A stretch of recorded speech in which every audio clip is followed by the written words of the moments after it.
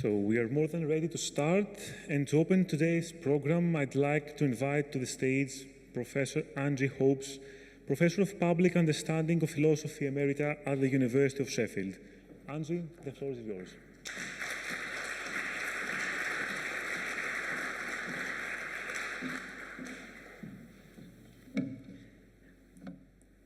Thank you so much, Aristotle. Kalimera, good morning. It's such a pleasure, a real delight and honor to be here in beautiful Athens in this very important project. And as I have studied ancient Greek philosophy for more years than I care to remember, to be so close to the Lyceum is very moving to me. So, what might Aristotle say about AI? He would certainly be intrigued by it, I think.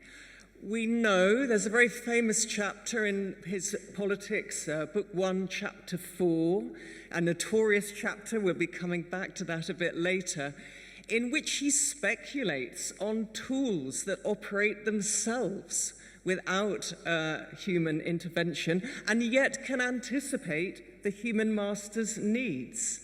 So he's so interested in this idea of a self-operating tool.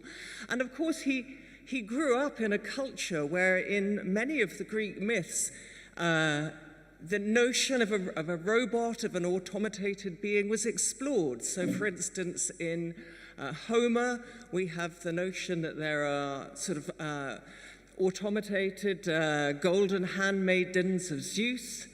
In Hesiod's Theogony, we get the original story of Pandora. In the original myth, she wasn't a human. She was created by Hephaestus as an automaton and sent to Earth to punish humans for stealing fire. Also in Hesiod's Theogony, we get the story of Talos, who was a giant bronze robot sent by Zeus to Zeus's son Minos on the island of Crete to chuck boulders into the sea at any incoming attackers. So the Greeks were really interested in this notion of machines that could operate by themselves. However, before we can look at the end at a few of the things that Aristotle might say to us now about AI, we need to have a whistle-stop tour of the foundations of his ethics.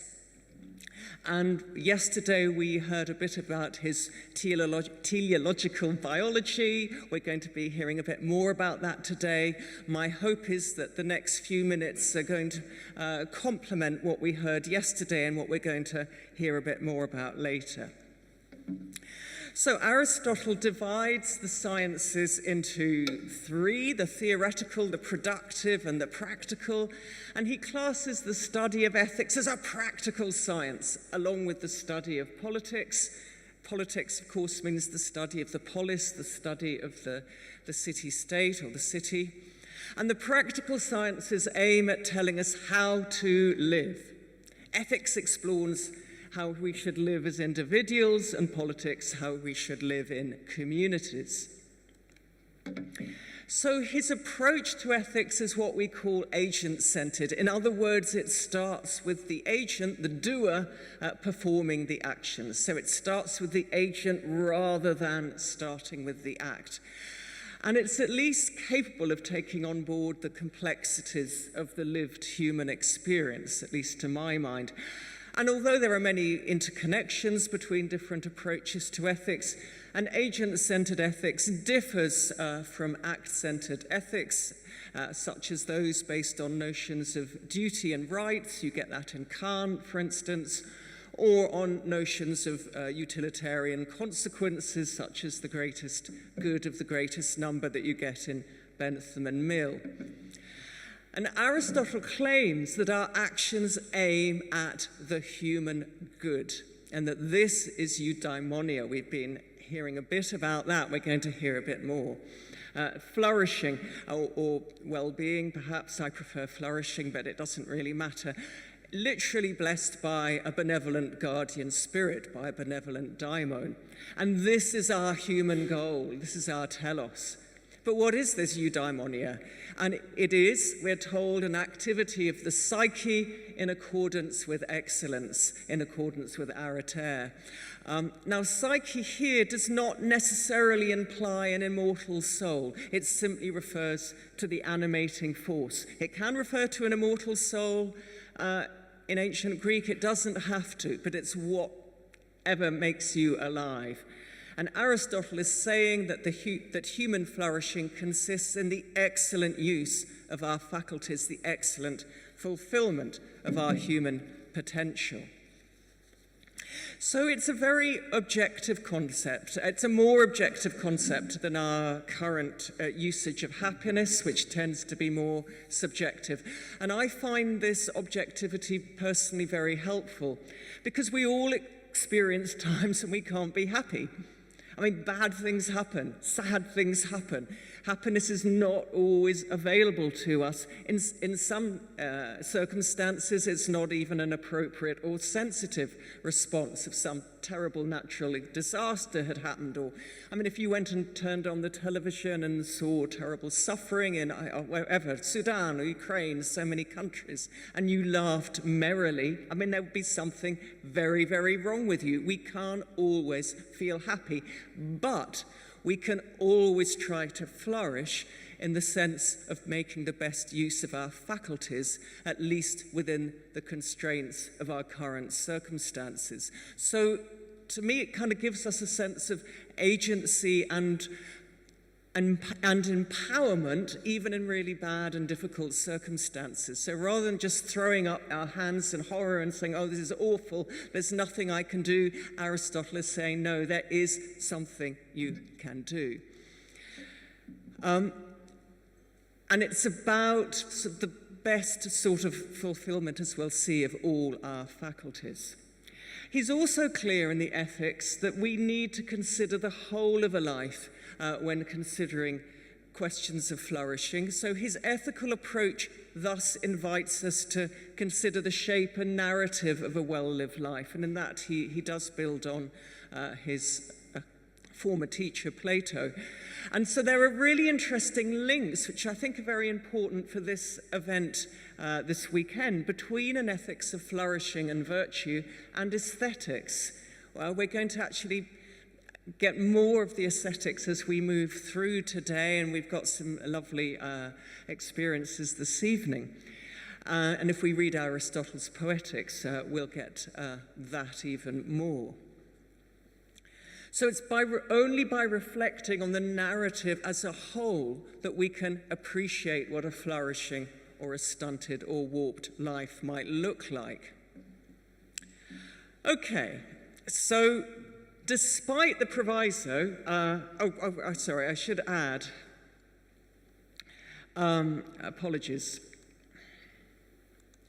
went too fast. So despite the proviso about our needing some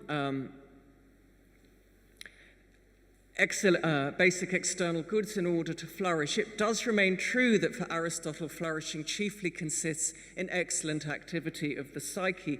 What does this excellent activity actually comprise? And he makes a really important distinction between excellences of character, the ethical virtues, such as courage, self-control, justice, and excellences of intellect, the intellectual virtues, the two most important of which are theoria, contemplation, and phronesis. But note that excellences of character do still require the intellectual excellence of practical reason, phronesis, in order to make the right ethical choice. So there is interconnection between our ethical and our intellectual virtues. Okay, so if we decide to focus on living a life of practical wisdom, manifest in the ethical virtues, how do we actually acquire them? And we have to start, says Aristotle, as very young children by repeatedly performing good acts, modeled on those of our parents, our teachers, our neighbors. It takes a village to raise a child is a saying we have in the UK. I'm sure you have similar ones in your countries. As we develop, we come to understand why these acts are good. And this understanding will help us grow into good humans with a settled disposition to perform good acts. And of course, ethics simply means matters of disposition. That's all the word originally meant.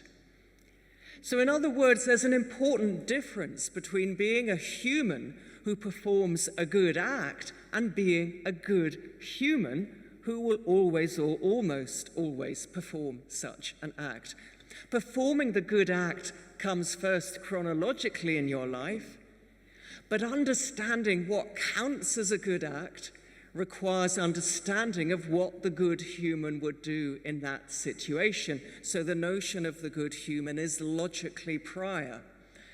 And you might think, well, that's all very vague, that doesn't give me much guidance. But actually, if you look at the use of role models in the philosophies of Aristotle and indeed of Plato, there is actually more concrete guidance than you might initially expect. And that's where the links with aesthetics and stories and narratives comes in. So for Aristotle, the social and political context, again, political in the sense of the polis, the city-state, is vital both for becoming virtuous and hence for flourishing, and also for being able to practice the virtues. I mean, you can't practice justice all on your own, really. You do need people to justly distribute resources to, for example. So what social and political conditions are needed for people to develop the ethical and intellectual virtues and thus to flourish? Well, education, absolutely crucial, so crucial that Aristotle thinks it should be a matter of central state concern, a really radical idea at the time in the mid-4th century BCE. And like Plato before him, Aristotle pays more attention to education than law in the formation of virtuous behavior. And one of the most appealing features of the ethics, I think, is the prominence Aristotle gives to the importance of friendship in the good life. I mean, in books, in 8 and 9 of his ethics, we have one of the richest and most penetrating analyses of friendship that I think is ever written, really beautiful.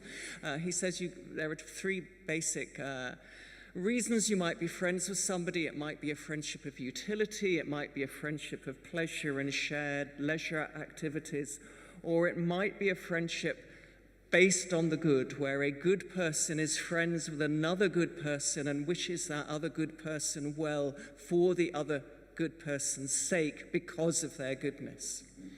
We'll come back to that when we look at AI in a minute or two, and where that might leave friendship with AI systems. And furthermore, Aristotle views circles of friendship as crucial, not just in our private lives, but as essential building blocks of the polis, of the city-state.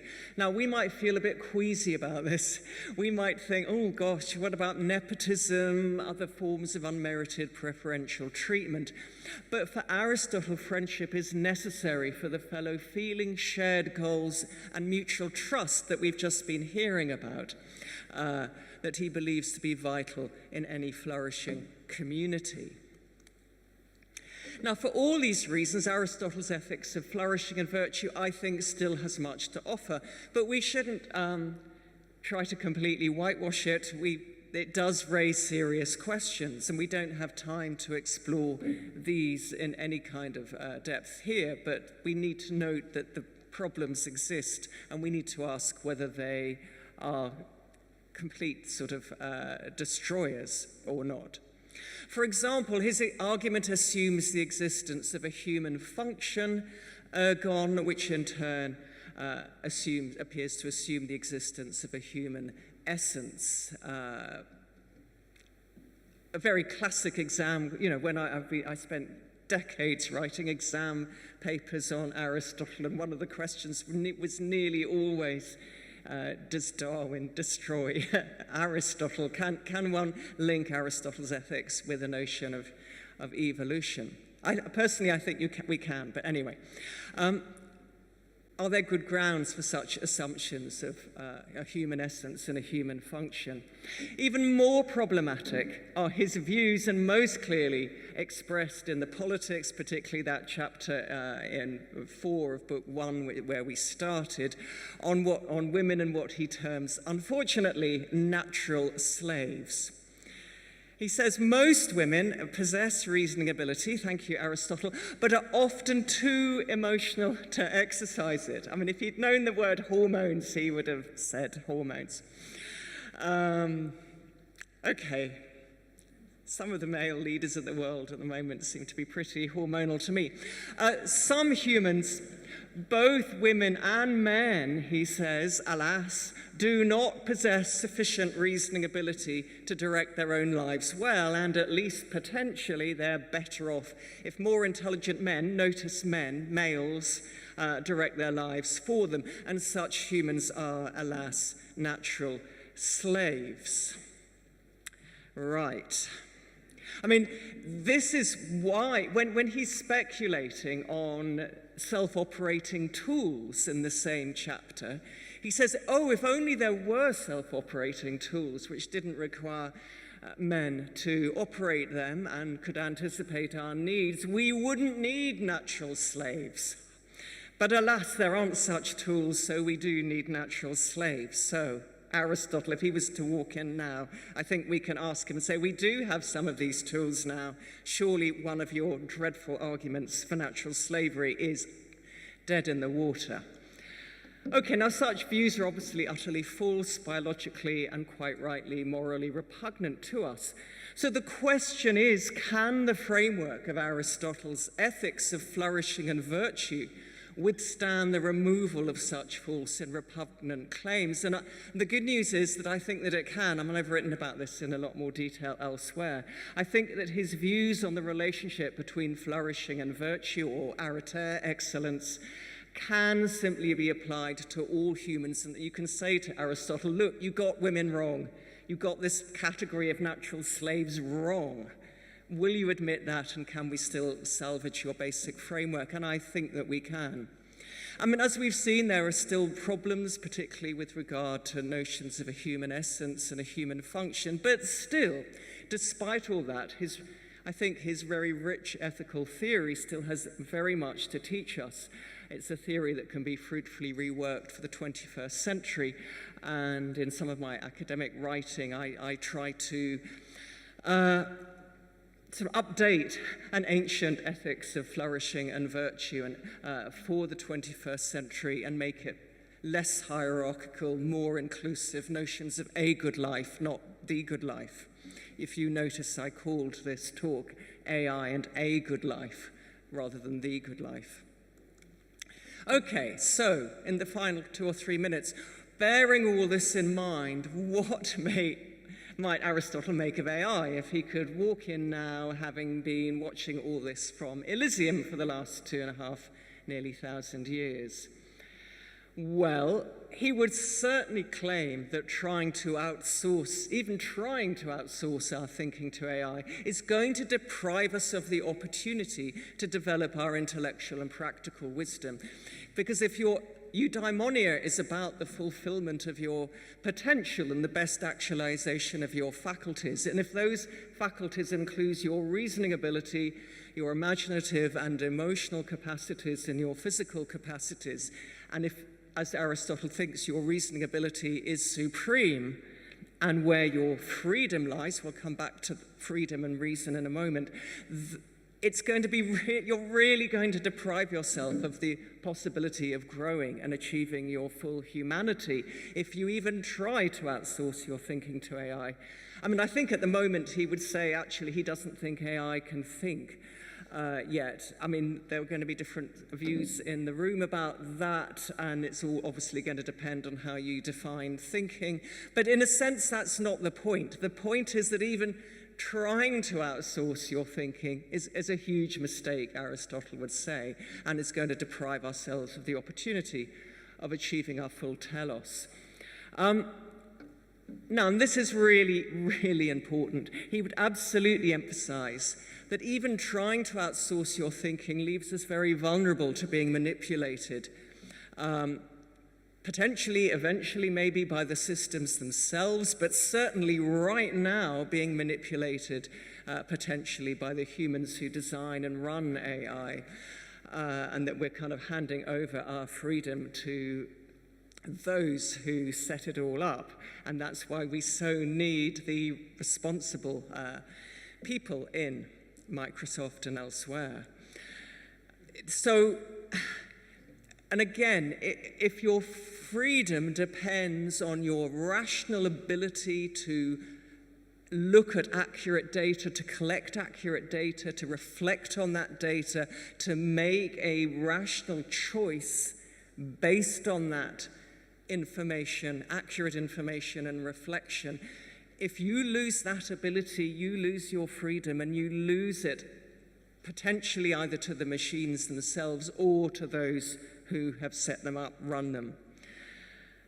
Okay, and I think that would be one of the main points he'd be making. He would also remind us that we can't actually be friends with an AI system, or certainly not in terms of the highest form of friendship as he sees it. And that not only that, but if we're trying to be friends with an AI system, that's diverting time and attention away from actual friendships. Would he think that AI systems have a role to play as sort of training for friendship? Well, possibly. I can imagine that there's a role maybe for certain forms of neurodivergence where an AI system might be accepted by Aristotle to provide some useful training, but it would never be the real thing. But I don't think he'd be completely hostile to AI by any means. I think he would absolutely see its potential as a very useful tool, and in this case, happily, at the moment, an inanimate tool, rather than his awful notion of natural slaves as tools. But he would say, even if you don't accept my particular notion of a flourishing life, you still need to have some idea of what you think a flourishing individual or communal life looks like before you can decide even what you want AI to do for you, let alone what kind of systems you want to create. You need to work out in advance what sort of simulated, I don't think he would think they were real values, virtues, and skills, but simulated values, virtues, and skills you want to instill in such systems. He would say you certainly need to encourage AI systems to challenge and debate with you a lot more, and not just tell you what they think you want to hear. We're hearing a lot about sycophantic AI at the moment, and Aristotle, as we've been learning, though we don't have his dialogues anymore, they've been lost to us. He did write dialogues, and of course he was trained for 20 years with Plato in how dialogues operate. So absolutely he would want to kind of instill that Socratic questioning technique. Now, I appreciate one can do that, but as I understand it, one still has to pay a bit extra to do that. It's not always the default. So to sum up, philosophers need to be part of the planning and design process, as we've been hearing, from the very beginning, and not just trying to play catch-up later on. You know, we tend to be, those of us who are involved in applied ethics sort of tend to get contacted later on down the pathway, like, oh, we got a problem with copyright or plagiarism, what do we do about it? No, get philosophers and others in from the very beginning. Now, in ancient Greek, there was a really important distinction between being clever, deinos, and being wise, sophos, and I know we're going to be hearing more about that later this afternoon. AI systems may be able to simulate being clever, but as yet they cannot even get close to being wise. So wise humans may be able to work productively with AI, but we still need human wisdom. And we still need to keep reminding ourselves humanity is not a problem that we need technology to fix. That we may have problems we want technology to help us to fix, but we ourselves are not a problem to be fixed by technology. We still need human wisdom. Thank you.